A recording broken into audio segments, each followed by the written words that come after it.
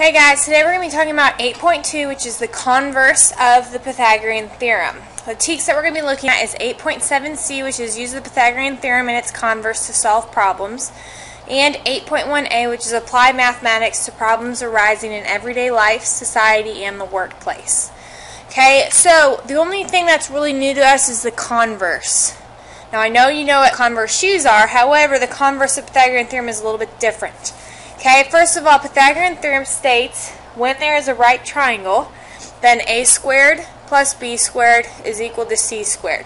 The converse of Pythagorean theorem states that if a squared plus b squared is equal to c squared, then the triangle is a right triangle. So basically, we use the converse of Pythagorean theorem, which is our a squared plus b squared is equal to c squared, just to prove that it's a right triangle when we want when we know that there's two sides that are given. So remember, we use Pythagorean theorem to solve for the missing side length of a right triangle. So for instance, let's look at example 1. I want you to tell me whether each triangle with the given side lengths is a right triangle. So they give me 9, 40, and 41 as the side lengths.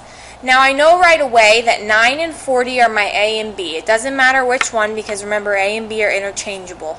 So I'm just going to label A and B. How do I know that 41 inches would be my C side or my hypotenuse?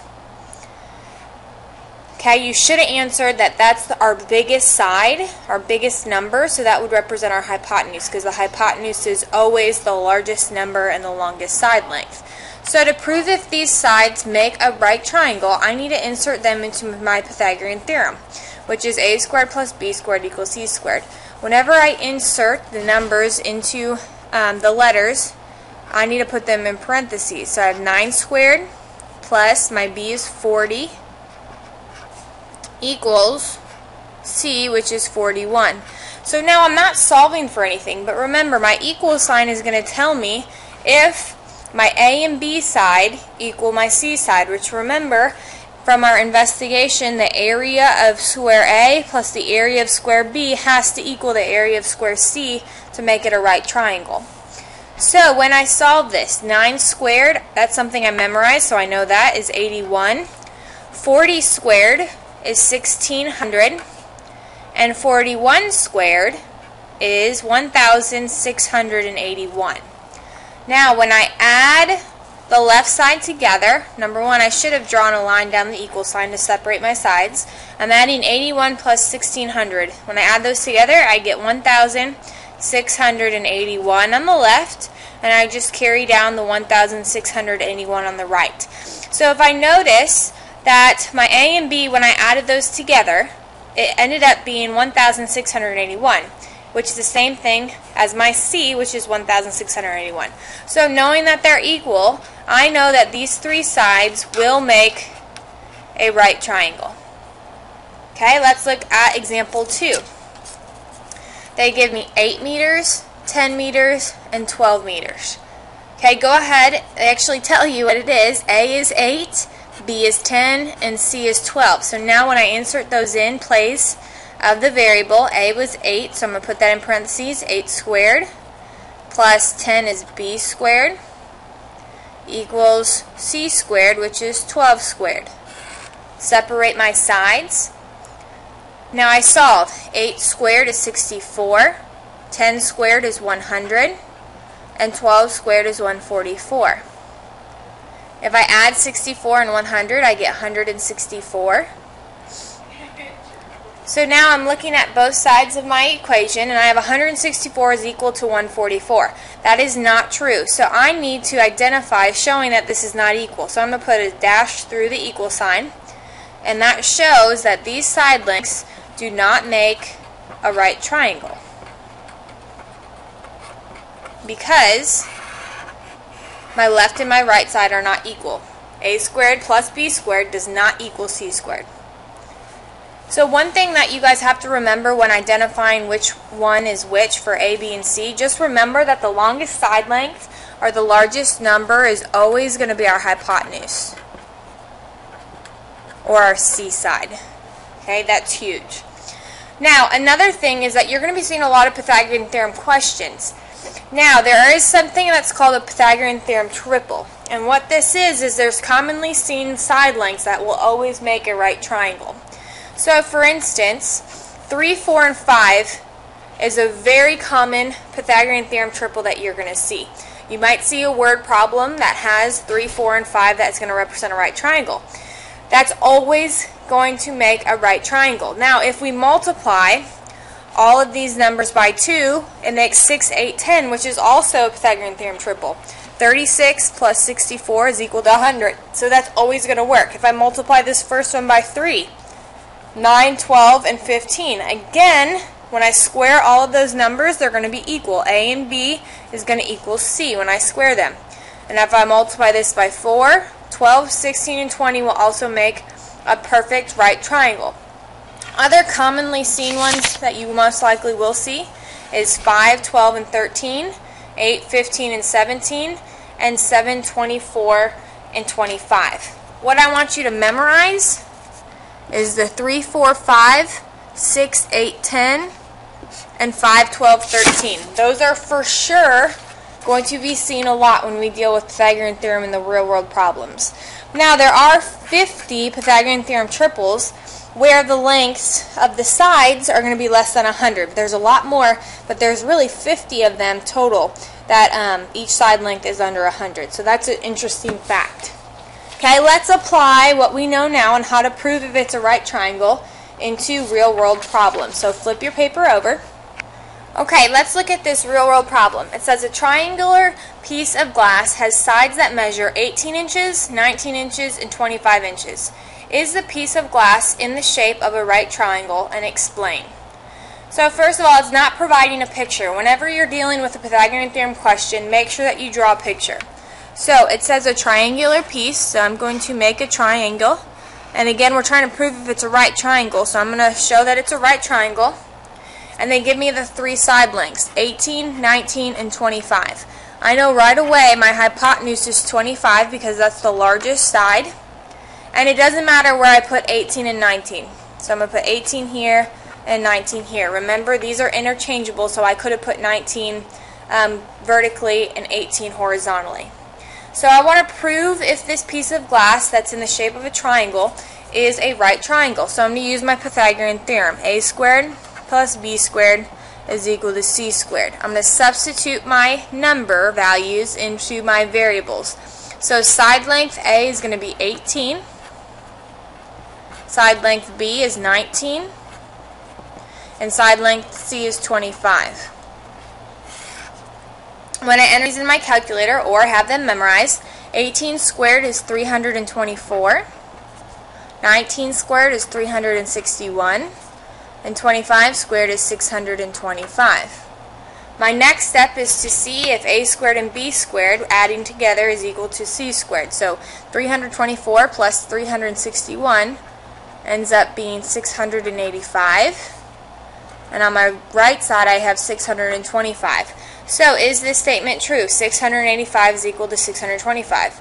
No, it's not true, so I'm going to draw a slash through my equal sign. And to answer this question, is the piece of glass in the shape of a right triangle?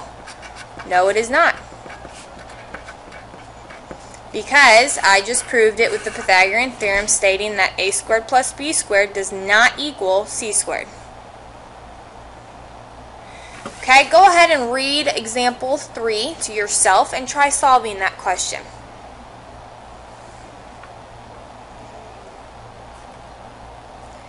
Okay, the question asks you a corner of a fence yard forms a right angle. Can you place a 12-foot longboard across the corner to form a right triangle for which the leg lengths are whole numbers, and explain? So first of all, I have to draw a picture.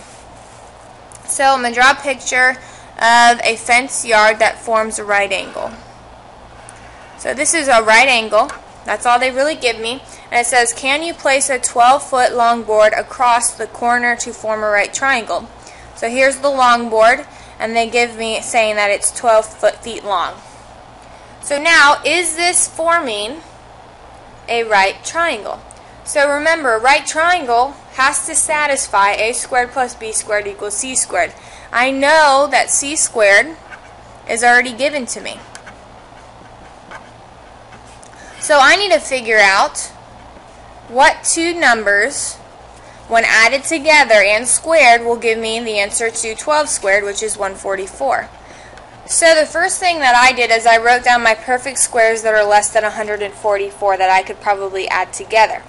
So I have 5 squared all the way through 11 squared, and I'm looking at these to see if any of these numbers could add up to 144, because I need to represent both of the sides that make that right angle of this fenced yard. So if I look, 25 plus 121, that gives me 146. That won't work. If I add a couple more together, 149, 100 plus 49 is not equal to 144.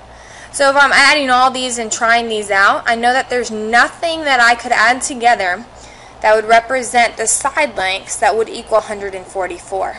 So to explain this does not make a right triangle, because there's no pairs of whole numbers whose squares add up to 144. Now, if this word or this segment was taken out, where we didn't have to look at whole numbers, that would have been a lot easier, because we know that a decimal would have been able to solve these side lengths that create that right angle. However, the question asks for whole numbers, so I was able to pull out my perfect squares that I've memorized. Okay, looking at this last one. A parking lot has 4 sides. One pair of opposite sides are 100 yards long. The other 2 sides are 60 yards long. The distance from one end of the longer side of the opposite end of the shorter side is 120 yards. Is the parking lot a rectangle? And answer the questions below to find out. Okay, so first of all, a rectangle. What are the characteristics of a rectangle? Okay, the opposite sides have to be equal, that are parallel from each other, and every angle has to be a right angle. So, a lot of information is given to us. A picture is going to help us label this information the way that we need it to be labeled. So, again, we want to see if the parking lot's a rectangle. So I automatically drew a rectangle. The parking lot has 4 sides. One pair of opposite sides are 100 yards long. So opposite sides, I'm going to label these sides 100 yards long. The other sides are 60 yards long. So far, yes, I have a rectangle, because opposite sides are parallel and the same length. However, I need to see if all of these angles are 90 degrees. So they give me this sentence where it says the distance from one end of the longer side to the opposite end of the shorter side is 120, which is my diagonal. Okay, so I want to see if this is a parking lot with, do these angles all equal 90 degrees each? So if the distances given form a right triangle, which of these numbers would represent the hypotenuse and why? Right away, after your picture, you should have identified that the hypotenuse is 120. The hypotenuse is always our slanted line. It's always our longest side.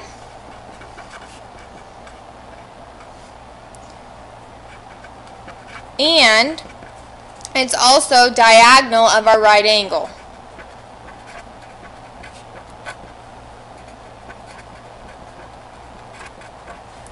So again, the question's asking us if this parking lot forms a rectangle.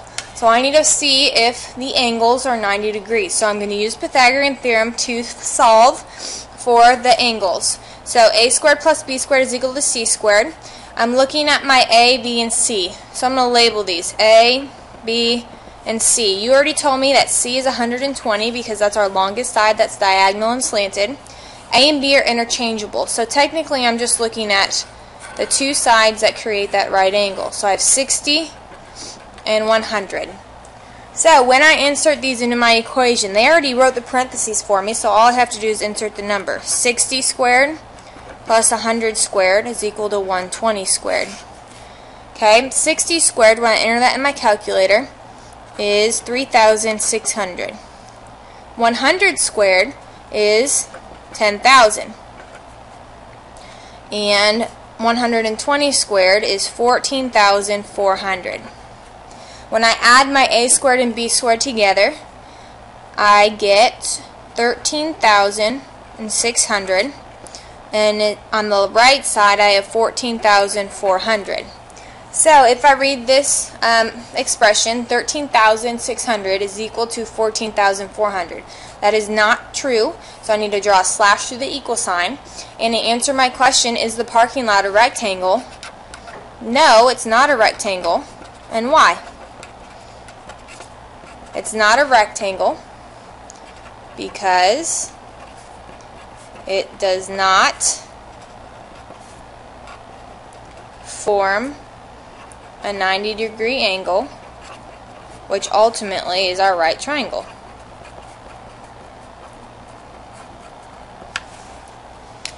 Okay. So we use the converse of Pythagorean theorem, which is just proving that a squared plus b squared is equal to c squared to create that right triangle with real life situations, okay, to prove for that missing side length, or to prove that the a squared plus b squared is really equal to the c squared. We'll practice more with this and real world problems coming up the next couple days, and we will see you tomorrow. Have a great day.